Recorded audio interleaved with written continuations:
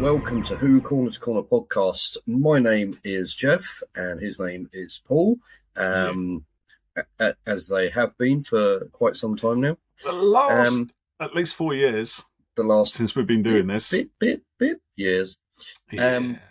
So we are here tonight, obviously. Yes, we are. And we're going to do something a little bit different tonight. We're going to talk about various things. We're going to wing it because there's nothing to talk about. No, that's not true. But we're going to talk about rumours. We're going to do something that we don't normally do. We're going to venture into traditional Who-tuber territory and to talk about rumours and gossip. And to see what you dear listeners think. Do you want us to do more of this? After what comes out, you may not. And then we're going to. My thoughts on rumours. I'm not a fan of rumours, but given that we've got literally nothing else to talk about, really, we might as well, because there's not much. Well, there may be stuff coming through from the Doctor Who news channels, but nothing confirmed as such. Well, yes, there are things happening, which we'll come to. But the show is obviously off air at the moment, not back until Christmas. And there's various rumours floating around about what's going to be happening, what's going on, of which some of these I have heard. We're going to talk about that. I'm looking forward to it immensely. Actually, I don't want to sound sarcastic, but I am actually looking forward to it because, I genuinely don't engage with rumours at all. There's usually so many of them flying around there and people kind of pile on them and they become explosive and people say, yes, this is fact. And other people say, no, you're talking out your backside and how dare you suggest such a thing as this is actually happening. And it's quite surprising, actually, what actually does come true later on, especially in recent years. So why not? Let's just go for it. Let's dive into that morass of nebulous monstrosity and see what happens. Well, all of the rumours for Shooty's only 2 seasons were almost completely true. There was various. What was that? Well, every plot point that happened. Really? Yeah. So they're all talking about, that episode or the giant slugs and whatever else. It was like, it was always on Reddit. Billy's coming back. Well, that rumour came out and then, it turned out to be true. And honestly, there was, like you said, you don't see them, but, there were,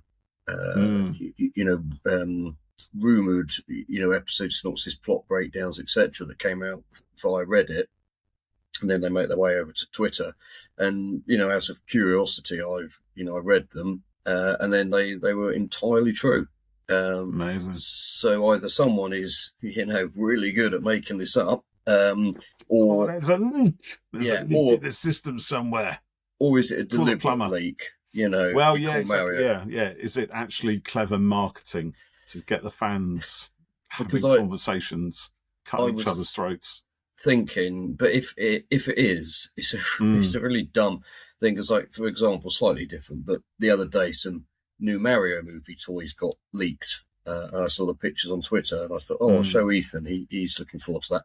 And then I thought these leaks are, really fuzzy pictures, and the boxes are held at a poor angle, and you can't really get a good look at anything. And I thought, if you were going to leak something early, as part of your sort of stealth marketing or something, wouldn't you at least do a decent picture so people could see it and go, oh, that looks amazing, not see it and go, can't tell what that is, bit blurred, is it good, is it bad? Do you know what I mean? Yeah. It's like yesterday or this morning I saw a Doctor Doom T-shirt went up briefly for sale on Amazon, and it had a bit of a description of the character from the new film. Promptly removed very quickly, but a handful of people online managed to get hold of it. They snapped it, And was that a mistake, or was it little bit of an early marketing? But at least with that, there's a physical thing with a decent picture on it. You pay money for it and actually have it. And it's well, most likely gone out a bit too early, nearly a year early. But with the Who stuff, it's possible someone's leaking something, either somehow connected to the production or it's coming directly from the production. Why? I don't really know why you do that when you're, supposed to be trying to keep things secret. I mean, I guess you kind of have a buzz of, like I said, conversation. The fans jump on it. Things explode across social media. Like they always do a little synopsis in an episode. It keeps it teaser. kind of going, doesn't it? It keeps people talking about it. It keeps it does, live while it's off air, perhaps. There's a difference between giving everything away and a bit of a synopsis of an episode. And also stirring the pot with rumours and hearsay and stuff like that. But again, when just go on. Well, when it ends up being the truth, it's not really. Well, there you go. Yeah. Is it actually then just clever marketing? I remember when the series came back in 2005, right? Except the year before, a year or two before that, after it was announced that Doctor Who had gone back into production, and I was thoroughly, massively excited. I was honestly, I was scouring the internet, such as it was in those days, for anything, and I signed up with the BBC Doctor Who website, and that was great. And every day they'd release a little picture from like model making or something or other, and I do remember seeing a picture of a load of plastic faces and hands just on a table, unpainted, freshly molded, unpainted plastic mannequin pieces basically. And I don't think they'd announced that it was officially going to be Autons in the first episode. But as soon as I saw those hands and those faces, I was ridiculously excited. Honestly, I was jumping up and down like a kid. I just could not wait, because never had Autons. Well, yes, we had them in my lifetime, but I was very little when Terror of the Autons was out. So it just never been a thing that I'd seen. And there was supposed to be Autons in a Colin Baker season, but that season was cancelled and replaced with Trial of the Time Lord, so it never happened. So I was deliriously excited to see stuff coming out from that. Yeah, and see, something like that is, a sanctioned release, and it's obviously been planned. It's teasy, and it's teasy, isn't it? It tells you something without telling you anything. Yeah. And Marvel do that sort of stuff sometimes. They put a picture out, and maybe in the background there's something, or whatever it might be, that will kind of catch people's eye. Like they did it with Avatar stuff. There was production office filming, and they blurred out 7 minutes and 40 seconds into the podcast, ladies and gentlemen. It gets its first mention, the A word. And they blurred out lots of things that you weren't meant to see yet, except for one or two things that they clearly have let go, so that people will talk about it. But these Who rumours, they are far too detailed and specific to be accidental. I think to be to be an official, as it were, leak. Oh, okay. Yeah. So you don't think they'd release that much information? No, if it was... you're doing yourself over to release every single plot point, particularly when people see it and go, "This sounds crap," And so it's too late by then, isn't it? It is really. Get wind of it, it's pretty much locked off. So there's nothing you can do. So that leads me to the sort of the main rumour that's going around at the moment regarding Christmas. So obviously Billy is back as whatever, the Doctor, Bad Wolf, or Rose, or something, whatever. Not the Doctor then. Well, who knows? I don't know on that. I mean, I kind of think the Doctor regenerated and turned into Billy. If there was some sort of cosmic evil intervention, we should have seen it. And a shot of the TARDIS console being lit by regen energy is not, to me, the sign of it's Bad Wolf coming back. So I don't know. My mind, the Doctor regenerates. It's the Doctor. It's not Bad Wolf. It's not Rose. But I also don't really care. And I just honestly, I think it's just I cannot express enough how much I dislike it. And the other rumor is that Tennant's back. Your favourite as 14 again. 14, actually the 14th Doctor. Yeah, in some sort of nonsensical thing to tie up the story threads hanging from Russell. They're not there wasn't story any threads. story threads. No, they're not. He retired It's just in the back of, was it the nobles' garden, and had afternoon tea, and occasionally buggered off in the TARDIS with somebody or other. And in theory, that works. Yeah, but he's been left there with the TARDIS. There's been incidents in London that he hasn't turned up for. So frankly, it's just sloppy. Sounds like a bit of a mess. So it is a mess. So you think that rumour is actually true then, yeah? Well, I saw a thing of Tennant had cancelled an upcoming convention appearance. People were saying, oh, he's clean-shaven again, his hair's looking a certain way. Billy's been posting this week pictures of her looking blonde and having her face scanned for something, which is not figures, as some people were thinking online. So, chatting in one of the chat groups on WhatsApp, the thinking or rumour is that sort of Billy, Doctor, and 14 will, I don't know, snog and merge into one unit and become the next Doctor or something. So the opposite by generation, then they'll sort of have some kind of holy union, and start off a whole new line of Billy, David Doctors. and then it sort of it gets Rose and the Doctor back together again, and then apparently that'll sort of be the end of it, and I was told that there is a new showrunner, being lined up. That's what we need.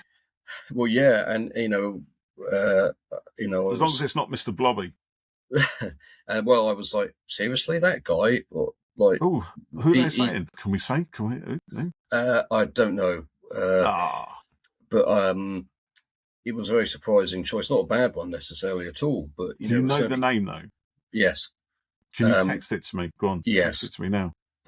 But it would certainly take the show. Get my live on-air reaction into a different.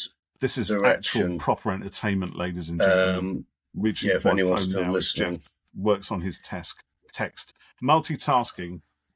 Actually, not multitasking, because look at his focus there. For those of you who can see it, I've done it. It's gone. You've done it. Yeah. Oh, Christ on a stick! Really? I don't know. That's just the rumour. So okay, right. I mean, that's certainly... I try to be positive with these things, and we are the Positive Doctor Who podcast. Yeah. God, do you know about that? Like, I feel. What do you feel, Geoff? I don't often feel sort of disappointed or frustrated by things, but it's actually happened a bit in the recent past, and it's a very strange feeling for me. I tweeted earlier, I like with Marvel, I expect I'll be proven wrong, and I expect I'll be very surprised by Doomsday, and I'll thoroughly enjoy it, and it will be great. But right now, making Steve Rogers the lead, building it all around a small plot point from Endgame, is not working for me. Wait, we're talking about Marvel now, Yeah. Did we segue into where the MCU without me being aware of it? Just on this name that you weren't listening. No, I was looking at the name and just kind of running it through my mental library. He's a good writer. He's not good. Just written that thing that you texted me that you obviously don't like, but he's written. No, I don't dislike it. I think it's taking. I think there could be a lot worse people. There's somebody who knows how to craft a story. It would take the show in a very different direction for sure. No, but what I was saying about Marvel is that bringing back Steve Rogers to lead Doomsday it's not working for me. Is that actually a thing? I think I had seen something of that. Well, yeah, he's in it, and supposedly he's retired though. Yeah. His story was finished. He went back to Peggy, and it was finished. But they said, he returned the Infinity Stones, went back in time and returned them and stuff, and supposedly those actions are what's triggered. The different realities collapsing, and that's why Doom comes after him. And I've got nothing against parallels here. Well, maybe, but it's just like we've had loads of great characters. Mr. Fantastic has been out. Sue Storm, Shang-Chi, Yelena, Red Guardian, lots of really good characters. Why are we going back and bringing Steve Rogers back in? His story was finished. We don't Steve need... Rogers like the equivalent of the 10th Doctor, or David Tennant specifically, I guess, well, since he's the 10th and the 14th. I don't know if it's because it's like I don't really have a problem with Robert Downey playing Doom because different character. Yeah, I think that's a good idea. I'm up for that. Nicely as long as they circular about it. Yeah, but as long as they don't end up revealing, oh, actually, he's evil Tony Stark from another dimension. Yeah, from another dimension. That doesn't work for me. It was all a fever dream. He went in the shower one day, and it all kicked off. It all went south. But I just think there's a lot of reliance on nostalgia and safety. I agree. And like I said, I'm sure Doomsday will end up being absolutely spectacular, and I'll eat my words on it. But right now, it's not looking good. I don't know whether it's not looking good. I'd say I'm worried is the thing. Why are we having to have Steve lead it? Frankly, what I want is Yelena, Shuri, Mr. Fantastic, Shang-Chi, and Spidey. That's what I want to see. So here's the thing then, right? Because this seems to be something which is occurring right across the board, not just in the MCU, right? Because I think Doctor Who is doing for it also, one film franchise. It's only one film franchise. It's 3 films, dude. Franchise. and a couple of video games and some cards and what have you, right? Anyway, right. Regardless, with all these things that have been going for a long, long number of years, right? Because obviously Marvel Comics and the movies in one form or another are just constantly like an engine, right? It's a factory, it's churning them through, right? But then, of course, start of the century in the last sort of 10 years or so up to Endgame, they became incredibly popular. They filled theaters, filled cinemas. They were mega events, twice yearly, whatever it was, and people flocked to see them. People collected them. They got invested in the story. They got invested in the characters, despite all the kind of to and fro in between timelines and various other things. And that Endgame movie was explosive. We did a podcast on it. It's a 3-hour film. It was amazing. Our podcast was in 2-3 hour parts. It was twice as long as the actual movie because there was that much to talk about in it. Yeah. Honestly, ladies and gentlemen, if you can find it, get out there. It's amazing, right? But it's a great thing. But then after that, it's almost like there's a sort of come down, right? There's like, okay, so we've done with those characters now. We need to find something else. But for the mass market, maybe those new or lesser known, lesser well-known characters don't achieve the level of kind of iconic status that the previous ones had. So in the end, what happens is the disaffection on the splits between the fan base becomes so massive.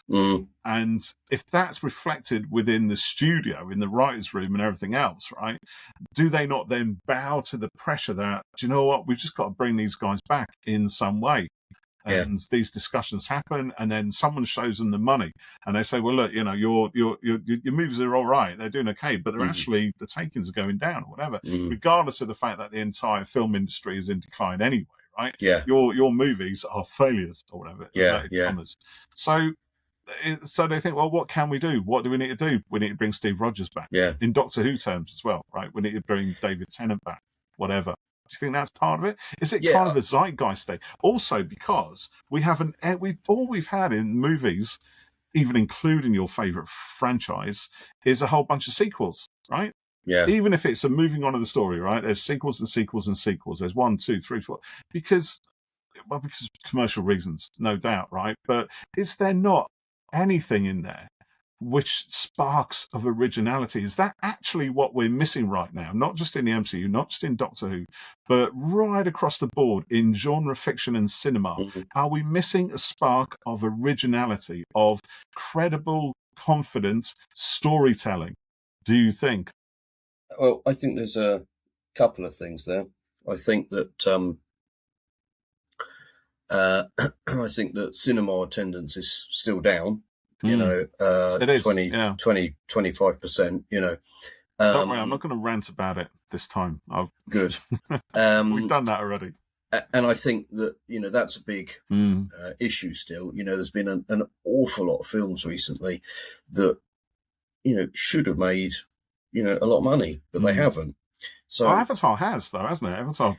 the new one's done. They've done really well. Yeah, the second one did 2.5 billion, and the new one's done just under 1.5 at the moment. But I literally read an article last night that was sort of alluding to it being a flop, and you think, what?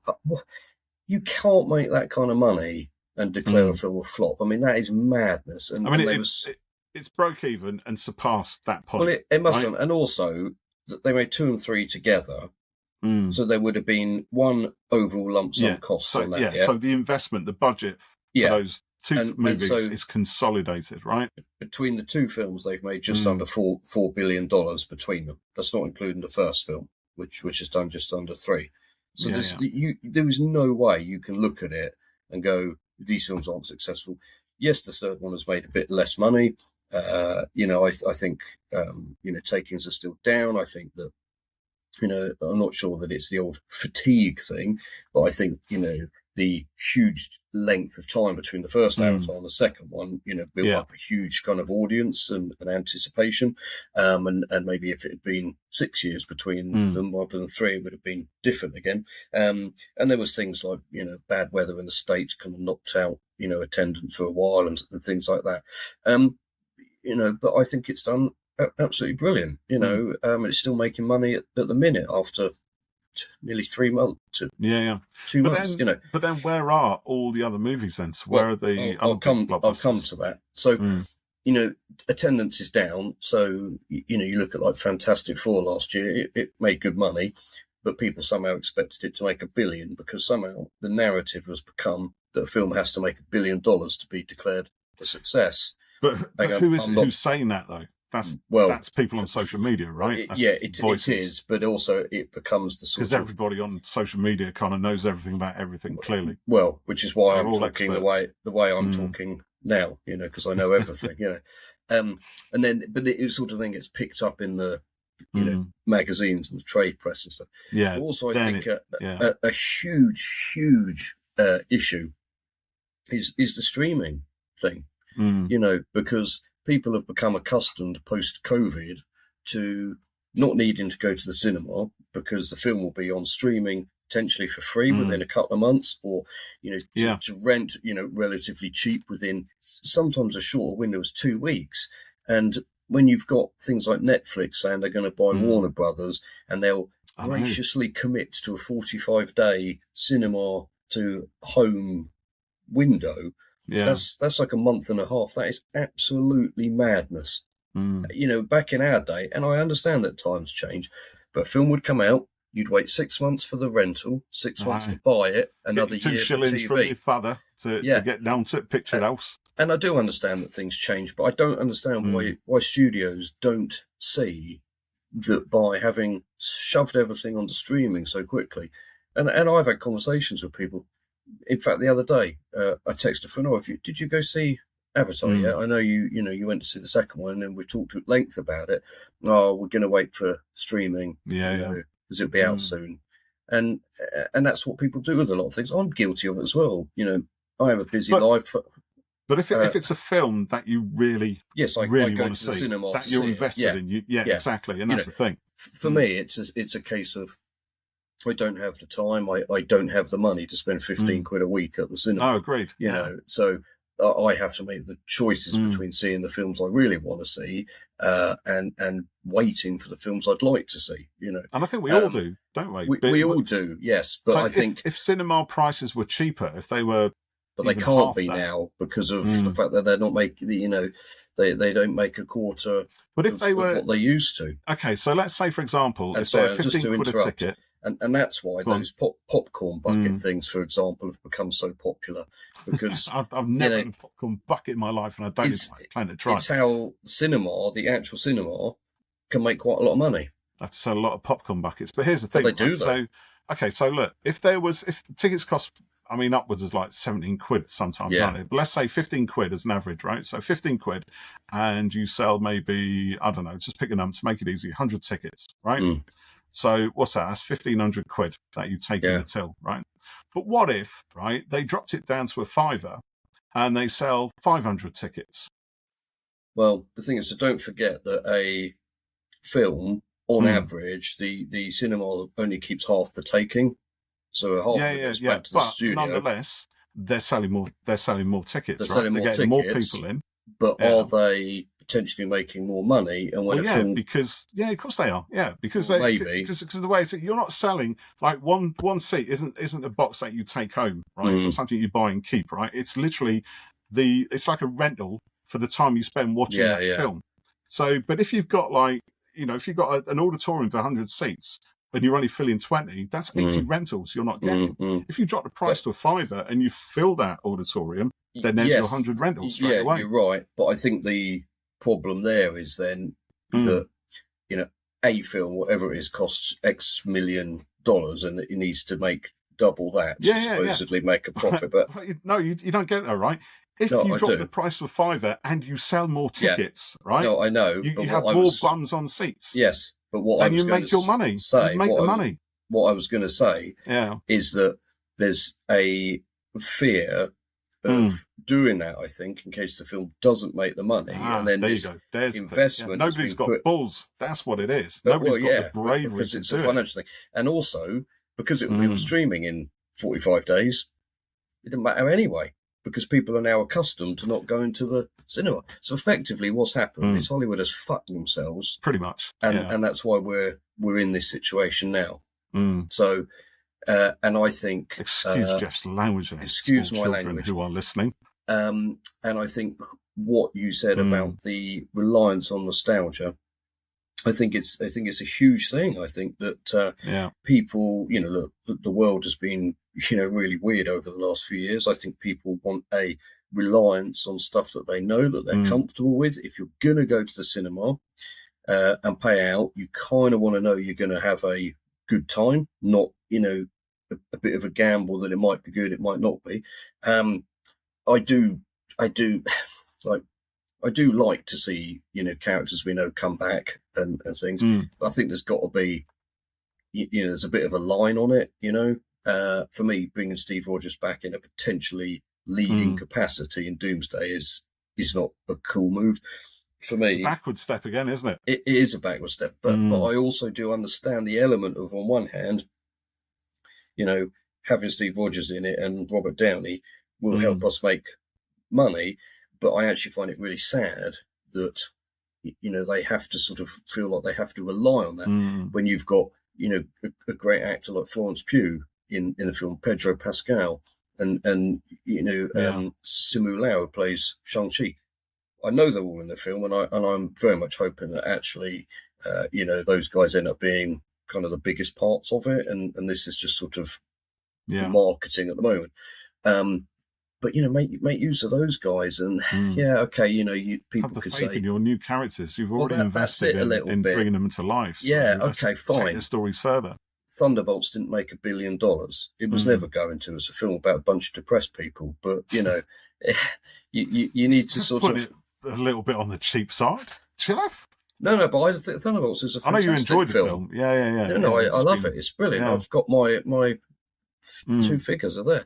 It's a great film, but it's not a big wham bam blockbuster. It's not a classic superhero movie, is it? Not at all. And I highly doubt it's a story about mental health as much as anything. And I highly doubt that Kevin Feige was like, this film is going to make $1 billion. So when people say it's a flop, okay, if you thought it would make, they don't like it.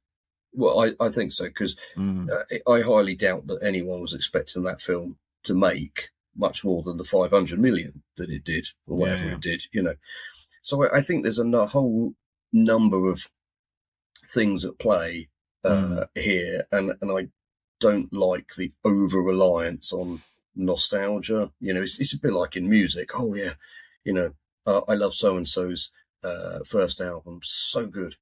It's so good. Yeah, but they've done 10 albums. Yeah, but that first album, so good.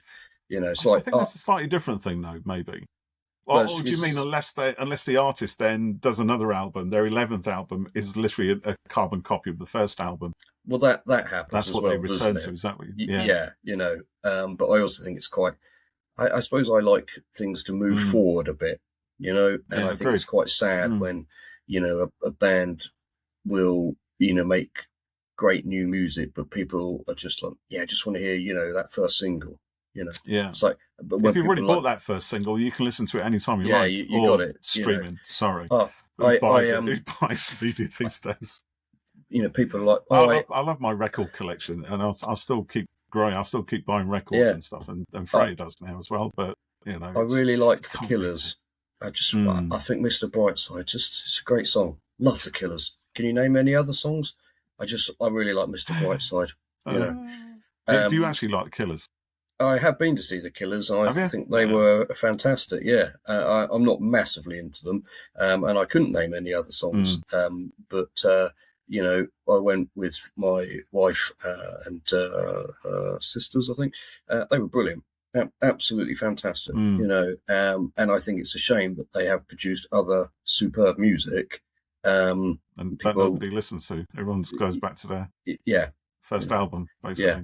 Which is a shame, though. I think a lot of that is a consequence of mass marketed media. For example, I mean, think back to the 90s. Blur was a really good example of that, and Pulp as well, right? Blur were a great band who tried different stuff. Right at the heart of Britpop, these two bands were suddenly peaked, right?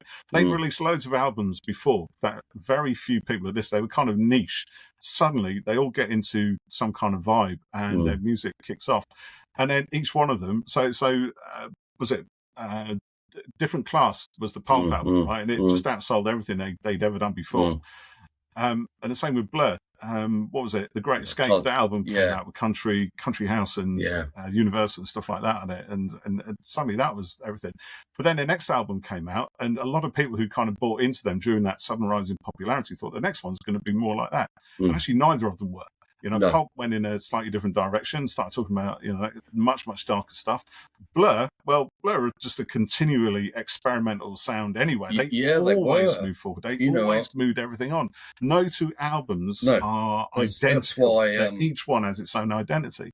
Back then, I was so then you get people. What I'm saying is that you get people then who kind of don't like this new groove. They like the mass-marketed, the popular stuff, the poppy stuff, right? That's exactly is that then the same with the movies, right? Because you go off in a different creative direction. You're going to take some fans with you who absolutely love that. But the mass market, the ones who actually you probably kind of rely on to buy all your stuff, you leave them behind. And they fix on that narrow channel. So if you want to tap back into that market, you've got to somehow find your way back in. And if bringing back Steve Rogers or David Tennant or whatever is the only way that you can see how to do that, then that's a viable option. I'm not saying I agree that I hate it. I think you should just move away from that. But I think the harsh reality is that in order to make this stuff, whether it's a movie, an album, studio album, or whatever, you need cash to do it. And and in a world where the number of studios is shrinking, the number of book publishers is shrinking. Everything is being consolidated into these giant commercial corporations. So that one book publisher has many thousands of other smaller publishers, but they actually all subscribe to the rules of the big giant corporation. So many studios now, Netflix and Amazon kind of buying up all those traditional studio names. That's the thing. It's more. They all depend on that commercial model. It's more about money and shareholders than it is a creative thing. Unless you're Melania Trump, of course, in which case, make that shit film. It doesn't. It costs a few $100 million or whatever, and don't make any money because no one's going to do it. It's a puff piece to make the president happy. Ted Sarandos is possibly the worst thing to happen to cinema ever. Interesting. So you think Doctor Who is probably, sorry, just bring it on to the topic of the podcast, Doctor Who is probably caught up in this kind of crazy zeitgeist that we're currently I think riding the wave of. There's a number of people who, for whom Doctor Who is Tennant and Rose. And, that's the mass market, that's that channel, isn't it, in a way? Yeah. And I'm not saying that's necessarily a bad thing, but for me, and as I've said this before, when they brought Tennant back again as a supposedly new version of the Doctor, I just thought, it's mad. I really might as well have just come back as the 10th Doctor. Really. Well, I mean, he was. They were like, "Oh, why has he got this face again?" And it was, some absolute nonsense. And I just really disliked it, and I have my own, feelings about why with Jodie's era and it happening and blah blah blah. They could have just done a series of 10th Doctor specials that completely divorced from the rest of the show as a nostalgia thing, and then pick up Jodie regenerating into Ncuti. Yeah, I think I probably would have felt a bit better about that. And now, rather than do this weird stuff of trying to weave it into continuity and adding something, you talk about making things new. Well, you could probably argue that bi-generational, by whatever it's called, is a new thing. But isn't it really? No, it's just a load of old nonsense. And let's be honest, where do we draw the line in that, though? What is nonsense and what isn't? It's all personal opinion, really? I suppose, isn't it? But I was going to say, let's be honest. The Doctor lineup looks bloody stupid with 2 Tennants in it now, and now we're going to have that's the Billy. Thing that bugs you more than anything, doesn't it? Yeah, probably. We've got 2 David Tennants. And now, they didn't see one shark. They saw 400 and thought we could jump them. And jump all of those. Here's Billy. Yeah. And honestly, if it's true that Tennant's back again, I mean, I think it probably is, isn't it? Like you said at the start of this, there's a lot of things that I would be surprised if he doesn't come to back. Fruition. And how disappointed do you think you're going to be on the scale of 1 to 10? Well, let's just say this podcast ain't happening anymore. No, don't leave me on my own. No, but then we could cross to the dark side. Then we could become one of those ranty podcasts. No, well, I don't. Let's not us. I don't want to do that. It's not, and that's what people listening. We never talk about rumours in this to this degree normally. It's true. We didn't have anything else to talk about. But I would be very disappointed because it's just too much reliance on the one. Let's person. Look at this as a cathartic exercise, getting it off your chest. I think that's a very healthy thing to do on occasion. Normally, I watch something and like Ncuti's era wasn't great, but there was always something to enjoy. Yeah. Like generally, but then I think I said on those reviews, Legend of Ruby Road was truly awful, and I was, I really, it sounds a bit pathetic, but I really did find that quite difficult, really, because I was like, I actually did not like that at all. I had real problems with it, and that's quite unusual for me, because I normally kind of, if I'm enjoying something enough, I can look past any kind of weak points. I think usually in those terms, you're more accepting of story and narrative weirdness than I am. A lot. If I'm having a good time and I'm engaged and emotionally affected by it, I can look past weak. So clearly you haven't been emotionally affected in the right way. I guess it's more of a which kind of forces you then to look at the story, doesn't it? And once you start looking at a story, that just falls apart on close examination. Well, not even close examination. No, someone on YouTube said, didn't they, a couple of weeks ago, would I have felt differently about the stories if Jodie had been the Doctor?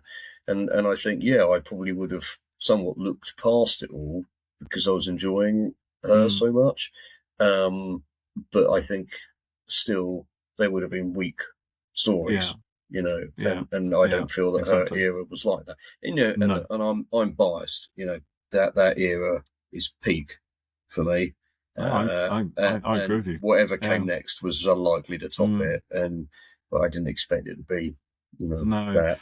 I remember watching Series 10, and I did enjoy Series 10. It was a bit of a breath of fresh air in some ways, but it was still very much of the same mould of everything that had happened in modern Doctor Who's since before. Yeah. And I do remember thinking, as that series kind of progressed, where are they going to take it? Because if it's more of the same, I'm just going to get really, really incredibly bored. I think the only thing that was I was going to watch it anyway, but I think the thing that helped me kind of enjoy it perhaps was because that was Freya's, my daughter's first experience of Doctor Who. That was the first season she watched. and she was kind of marveling at all of it, every new episode, every new monster, every new hero. She was just enjoying it, and she started asking me about the history and who's this guy and who's the master, and and then we went back and watched the modern series from the beginning once that had finished in the build up to Jodie's stories. So that was quite nice. But I think you know, and I know the Chibnall era doesn't, you know, has its detractors, and that's fine. Every era is going to have them. But for me, like you, that seemed to elevate the whole. It broke away from that Stephen Moffat, Russell T Davies format. It's something that felt new and yet traditional at the same time. It was that return to Doctor Who's roots, but presented in a modern format, you know, for a modern audience. And I get that it didn't gel with everybody, but as far as the stories go, okay, you know, they were good stories. You know, they were doing what Doctor Who set out to do originally, to entertain, educate, historically, scientifically, and get our imaginations fired. And, you know, it's worth saying that, you know, for me, and probably for you, I think, you know, that era, it became, without me really having realised it, what I wanted from Who all along. Same. And it was, you know, successfully building on itself and being better and better. But there's people out there, obviously, who don't like the era. You know, I think some people are wrongly. Well, there's people who stopped watching with David Tennant or Matt Smith or Peter Capaldi or whatever. I get it, you know. But it was like that in the old days as well. You know, I remember growing up and people saying, "Well, I haven't watched it since William Hartnell stopped, or since Patrick Troughton stopped." It's an unusual show. It's same thing. In the 80s, people hated Doctor Who apart from the fans. And well, I mean, that's a massive generalisation, but that's what it felt like, you know, because my mum thought it was ridiculous. My dad had been watching it since whenever, and he didn't think it was what it used to be and stuff like that. And I think that's a kind of a natural thing, you know, unless you are an invested fan who's going to literally follow it till its very, very end, you're not going to.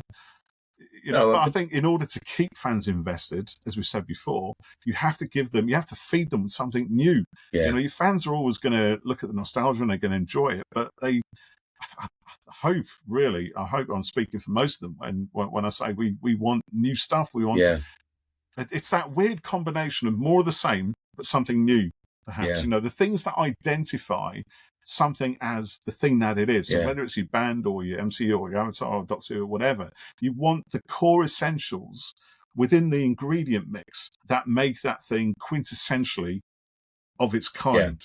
But around that, you can ice the cake however you want to, in a way, as long as the icing looks attractive and tastes nice. If you eat it and it tastes horrible and you think, well, what the hell is this? And then you dig through and there's like none of the original ingredients that make it what it is, then you're not going to like it, I guess.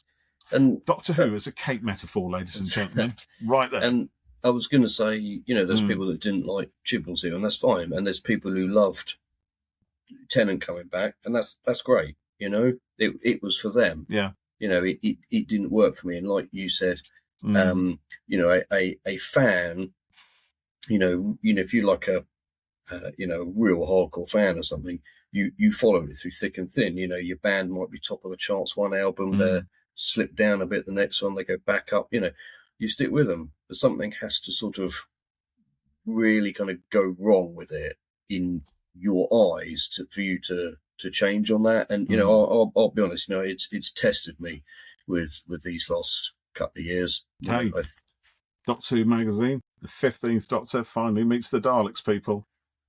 Shame we didn't get to see them on the TV, isn't it? Yeah, why? I mean, maybe they were waiting for his third year, and you know, look, obviously stuff went wrong and it didn't happen.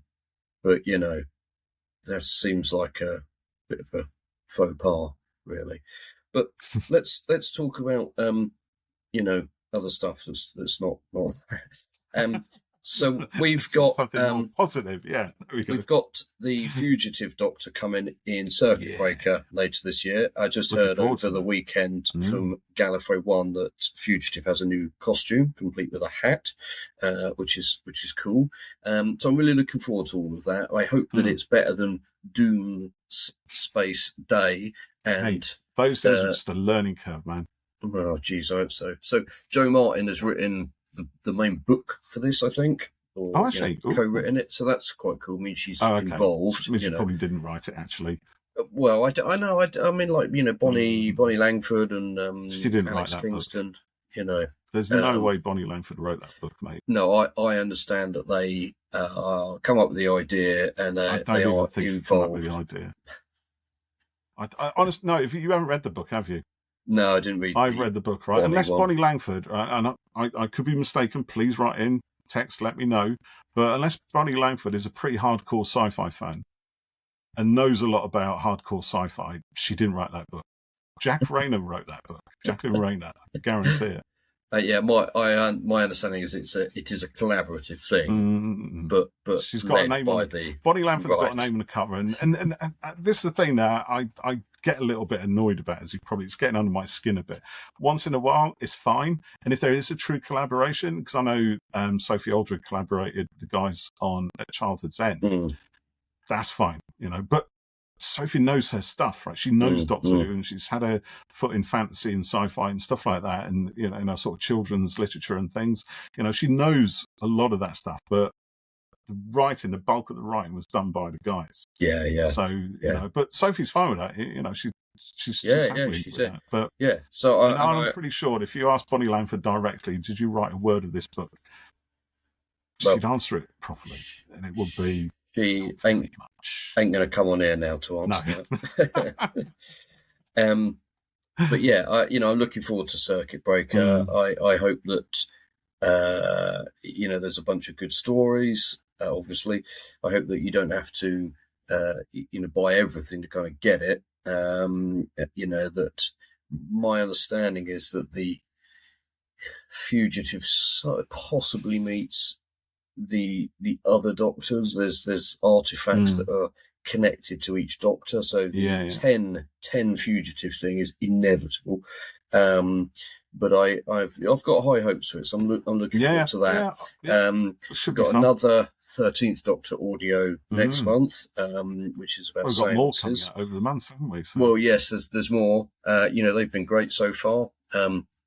So I'm really looking forward to that. The 9 and Rose audio's been really good. And, like having Billy doing that, absolutely great. Yeah. Billy as Rose. Yeah, it's brilliant. Billy at the moment. Perfect. Yeah, I didn't mind that. 10 coming back for that. Didn't mind it, There's a new Six and Perry box set coming out, which I'm looking forward to. And there's a new sometimes Rutums series. I've ordered the Fugitive Doctor one. Have you taken a 30 manila envelope from Big Finish lately or something? No, but it's literally all you talked about the last 5 minutes is Big Finish. It's because it's got some good stuff. There's comics also. We got Titan comics coming out, finishing the Prison Paradox, which we've had a sneaky little look at. The last one in the series. Because we got that today. Have you read it yet? I haven't read it yet. No, I've been filming and I've been on the road a lot today. Brilliant. We're going to be talking to Jonathan Wilkins about that. Yeah, very, very shortly, so we can go about. So that's all good fun. We've got some new Target novels coming out as well, which is great. And if you are after more audio adventures, it's not just Big Finish who do them. No, we do them as well. We do them as well. We've got some more of those coming out as well. It's been a little break.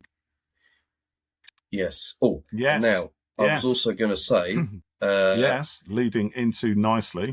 Let me see if Jeff has to do a little bit of technical jiggery pokery here. So please bear with us. We have lots of stuff from our back catalogue that you may not be aware of. We get messages and comments from people every so often saying, I didn't know you'd spoken to so-and-so. I know, you've got a lot of guests, haven't you? That's what I get. And when we sort of about the podcast, you've spoke to a lot of people. Oh, really? You've done? Chris Chibnall, Andrew, Sophie, People don't necessarily realise.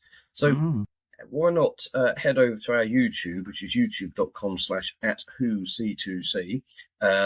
Give us a subscribe. We'd love to, increase that a little bit. The links are in our podcast descriptions, aren't they?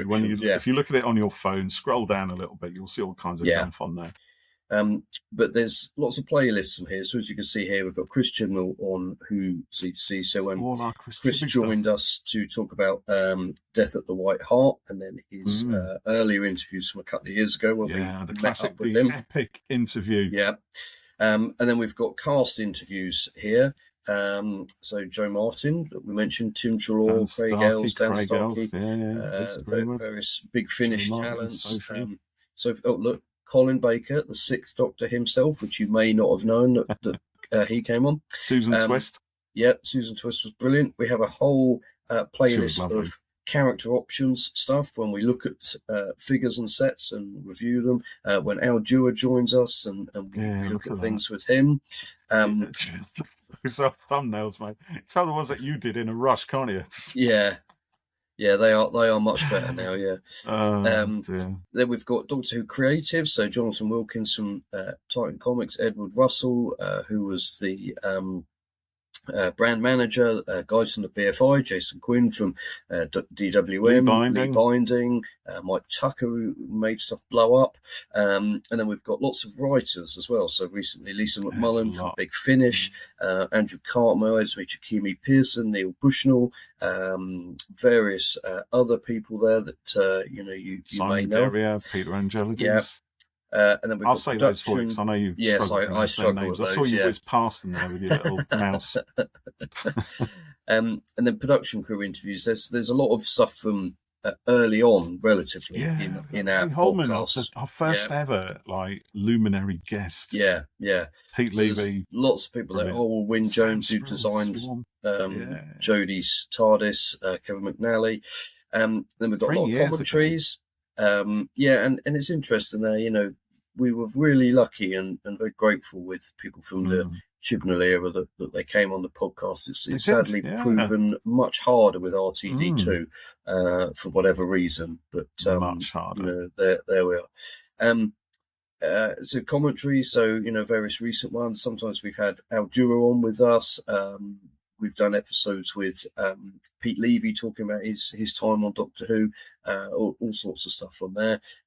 We've got our original Doctor Who audio dramas, including a behind the scenes with interviews with people. And then we've got, we do have a members only section on Is this the one you got subscribed to, is it? Yeah, it is. It's the YouTube equivalent of... Geoff, how does one subscribe to open up those videos? Well, if one would like to subscribe, you need to go to the membership tab here, and it shows slightly differently here for me because I run the channel. But that's where people can sign up. And much like the Explorers option for the podcast itself, which there is a link for in YouTube if you're watching on there, or wherever your podcast listening comes from. So, if people subscribe, it helps support the podcast, basically. We're very grateful for it. We've got 20 odd subscribers who are all amazing. And it helps us to do this. So, thank you for that. Indeed. And we do try to do, extra episodes for members only and early releases on things. And we have to be honest, we slightly slipped on that in the last few months. We got plans though. We do have plans. Life sometimes gets in the way. Yeah.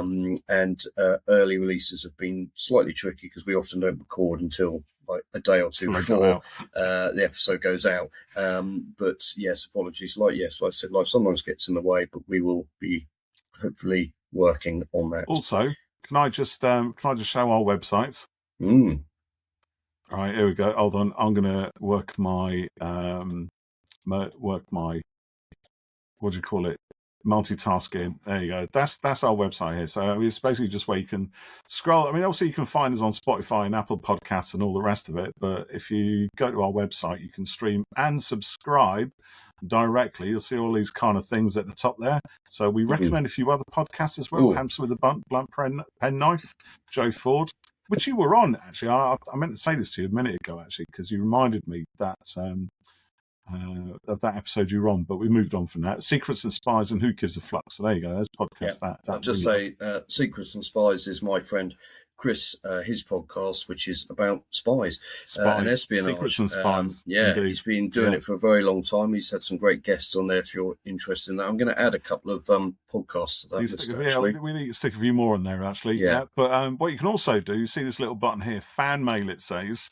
You can access this on your phone as well. It says send us a text if you look at it on Apple Podcasts. But, look, what fan mail have we got here, Geoff? I don't know. Actually, this is worth pointing out. So somebody has actually written us a really beautiful, lovely review for our audio drama, The Princess and the Rebel.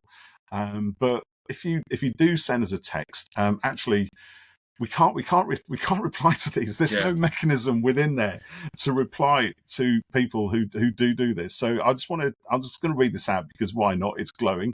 So whoever it was from Columbus, Tennessee. Don't think they're called Columbus. Well, no, might be, but unlikely. Anyway, please so get in touch. We need to know who you are. We do, yeah, please do, honestly. So this person writes, so I recently discovered that you made original audio dramas for Doctor Who. I adore Big Finish, quite rightly. And so I was quite excited to discover that you had dramas akin to Big Finish, especially for the 13th Doctor. Well, I've loved and I'm greatly looking forward to the 13th Doctor audio dramas on Big Finish. Having several more to listen to is wonderful. Now for my thoughts on The Princess and the Rebel. Truly and honestly, this was one of the best Doctor Who audio dramas I have ever listened to. Honestly, it is one of the best Doctor Who stories, period. The world building and imagination prevalent in this story was fantastic. I adored the main cast of characters, and the build up for this universe level threat genuinely left me tense and eager for more. The interweaving of what is real versus what is virtual reality is delightful and well done. I'm very excited to see Leah and Rebel meet in real life in the future. This was truly a 10 out of 10 story for me, and I'm so excited for continuation of these characters and plot. Wow. Seriously, thank you so much. Yeah, that's fantastic. Whoever wrote this, honestly, you absolutely made our days with this. So please, if you're able to let us know who you are, right? Because I'm hoping you're listening to our podcast anyway. Just a real big thank you from me, from Geoff, to you, genuinely from the bottom of our hearts, because it's really, really beautiful to see that stuff. Can I just say, let us know who you are. Yeah. And also social media or something. So anyone listening, when we get messages like that, and it's going to sound like stroke our ego, but we do the podcasts, and we don't sort of often get a lot of feedback on stuff or engagement and things, particularly on Twitter, which has sort of died. I think everyone's left Twitter now, mate. I think they have, yeah. But you know what, Facebook is dying. Paul, just go back to the podcasts we love. At the top. There we go. There you go. Oh, you've added a few more. There you go. Look at that. So James Cameron. Yeah, James Cameron 101. I was on there recently. Just to kind of balance it out. Yeah, you should do. Yeah, Savarco is run by a friend of mine, Sean. I was on there a while ago, and Chris also runs Homicide Life on the Set, which is about homicide life on the street. And him running that podcast inspired and led to a cast reunion event that he got to go to and meet everyone. So that was really good for him. Yeah, I was going to say, when we get a message that says, I've been listening to the podcast, really enjoyed it, or this audio drama was great. It's really nice to hear things like that, and I suppose for me, it makes some of the sort of time and effort that we put into things just well, we put a lot of effort into this one, didn't we? For sure, this was the biggest audio drama that we'd ever produced. I mean, it was huge. It's one thing, and people doing voices and all that just stuff, getting all that together. Yeah. And then all the post stuff, which you did. I mean, you put the effects and the music on and stuff like that, and it was, you wrote it, but it's nice to know that people have enjoyed things, and that it's worthwhile doing. So do let us know. It's really nice to hear. So that's probably it really for now. This has been a slightly different episode. I think we had to get it off our chest, Geoff. Yes, I think it had to be done. Yeah. You've got to bottle these things up. You've got to express them in some way. And we have the means to express them via our lovely podcasts and our lovely listeners. And for those of you who do tune in week after week, podcast after podcast, we love you. Please carry on. Please get in touch with us. It is difficult sometimes in current times, but if we can help you, if we can raise your ideas, get your voice on the podcast, tell us what you think of Doctor Who, of Marvel, even Avatar, anything, whatever your interests are, let us know. Yeah, let us know. I think we've talked, and we're open to talking about other things on here, and even K-pop Demon Hunters. Yeah. Which I haven't watched yet, and I'm not going to. You're missing out, mate. I watched it again the other night. Look, every time. I'm not afraid to admit I watched it again the other night. It's so good. Good for you. Absolutely, I'm sure it's amazing. Yeah. There's my roomie. Your roomie. What's your roomie? What? Roomy, the main one of the main girls. Right, I've got a little bobblehead. Actually, I never showed you that. You can't see this, can you? I have got a Funko. Oh yeah, I meant to ask you that. Is that what is that? Is that Stranger Things? No, it's John Bon Jovi. Really? Yeah. What era? That's little John Bon Jovi. Oh. See, he's got his little coat on and everything. Oh yeah. I'm little John Bon Jovi, and I keep Paul happy. Like he's my little.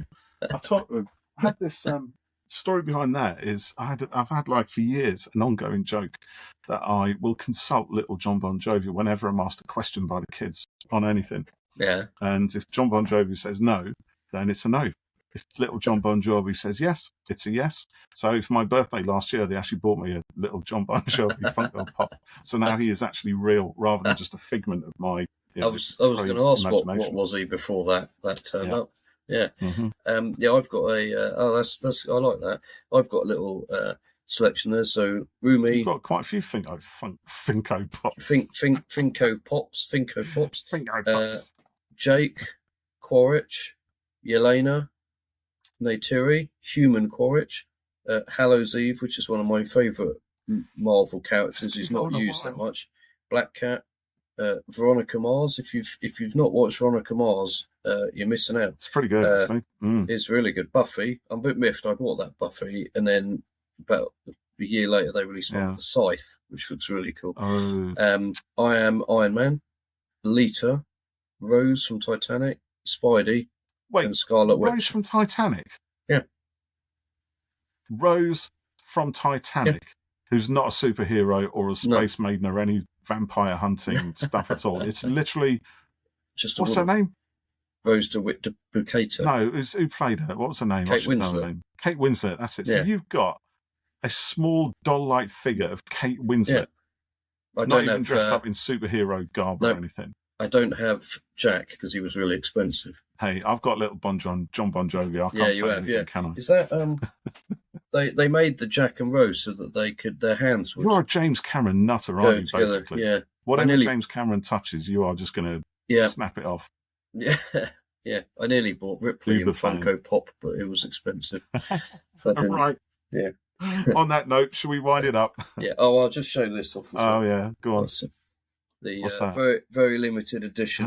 Can you see? Too much glare on it. Oh yeah, what's that? Oh, there we go. What is that? Varang. Oh, okay. Yeah, only 3,500 worldwide.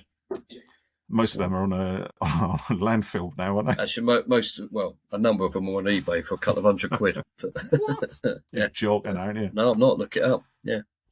Right. Yeah, on that note, we will be back soon. Mm-hmm. We will. And thanks for listening. Regular service will be resumed. Well, maybe we'll see. So, peace out, TTFN. Peace out. Okay, what he said. See you next time. Bye now. Bye.